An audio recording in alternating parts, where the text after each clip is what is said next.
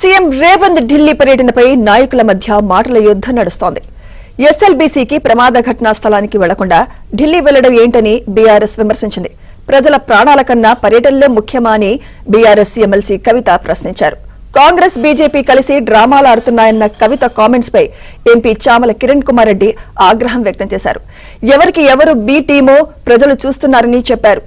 MP MLC ఎన్నికల్లో ఎవరికి ఎవరు మద్దతిచ్చారో ప్రజలకు తెలుసన్నారు. కేటీఆర్ సన్నిహితుడు మరణిస్తే సీఎం మాట్లాడడంలో తప్పేమిటని చామల నిలదీశారు.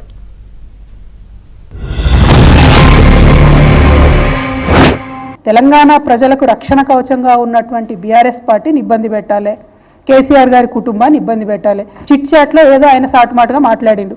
దీని వెనుక ఉన్న కుట్రను దయచేసి తెలంగాణ ప్రజలు అర్థం చేసుకోవాలి. సొంత ఊర్లో, మీ సొంత జిల్లాలో, మీ ఊరు పక్కనే కదా ఈ సైటు, ప్రాజెక్ట్ సైటు, ముఖ్యమంత్రి గారి సొంత ఊరు పక్కనే ప్రాజెక్ట్ సైటు. అక్కడ డిజాస్టర్ అయితే ఈయన ఢిల్లీకి పోయిండు. 8 మంది ప్రాణాలు చిక్కుబడి ఉంటే ఎన్నికల ప్రచారానికి పోయిండు. ఏం ముఖ్యమంత్రి గారండి? మా మంత్రులు బాగా పనిచేస్తున్నారు, వాళ్ళు అక్కడనే ఉన్నారు, నేను పోయే అవసరం లేదని చెప్పి ఈయన మాత్రం ఎన్నికల ప్రచారానికి పోతాడు, ఢిల్లీకి పోతుండు.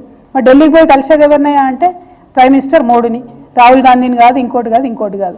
అంటే సరేగా ఆయనకు రాహుల్ గాంధీ గారు అపాయింట్మెంట్ ఇస్తలేరని బయట చర్చ జరుగుతుంది. అది వాస్తవాలు ఎంతనో అవాస్తవాలు ఎంతనో నాకు తెలియదు, మాకు అవసరం లేదు, వాళ్ళ పార్టీ ఇంటర్నల్ ముచ్చట.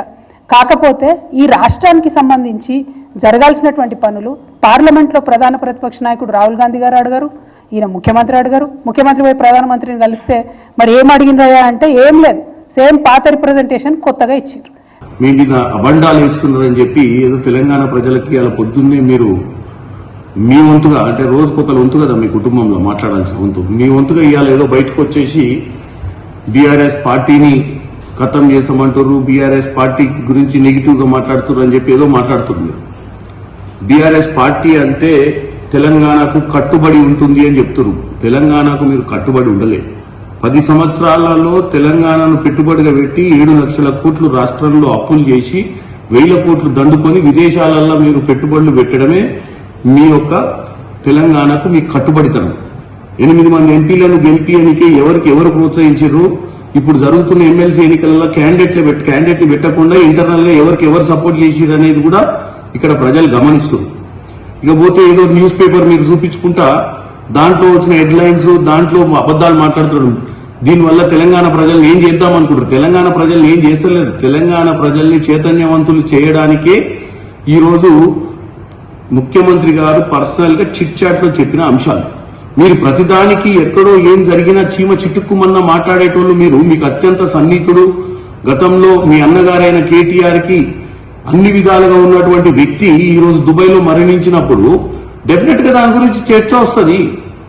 ఒక మనిషికి దగ్గరగా వ్యవహారాలు నడిపి, ఒక మనిషికి దగ్గరగా పెట్టుబడులు చూసుకొని, ఒక మనిషికి దగ్గరగా ఆ రోజు ఉన్నటువంటి ఐ లైఫ్ పబ్బు లాంటి మేజర్ కార్యక్రమాలను హైదరాబాద్ లో నడిపినటువంటి వ్యక్తి, అత్యంత సన్నిహితుడిగా అందరికీ తెలుసు తెలంగాణ ప్రజలకు ఆయన అత్యంత సన్నిహితుడని. మీకు అటువంటి వ్యక్తి ఈరోజు దుబాయ్లో చచ్చిపోయినప్పుడు దాని గురించి డెఫినెట్ గా ఎంక్వైరీ కావాలని, ఎంక్వైరీ ఇస్తే బాగుంటుందని, వాస్తవాలు తెలవాలని తెలంగాణ ప్రజలకు చెప్తే దానికి తెలంగాణ ప్రజలకు ప్రయోజనాల గురించి మాట్లాడేది ఏంది మీరు?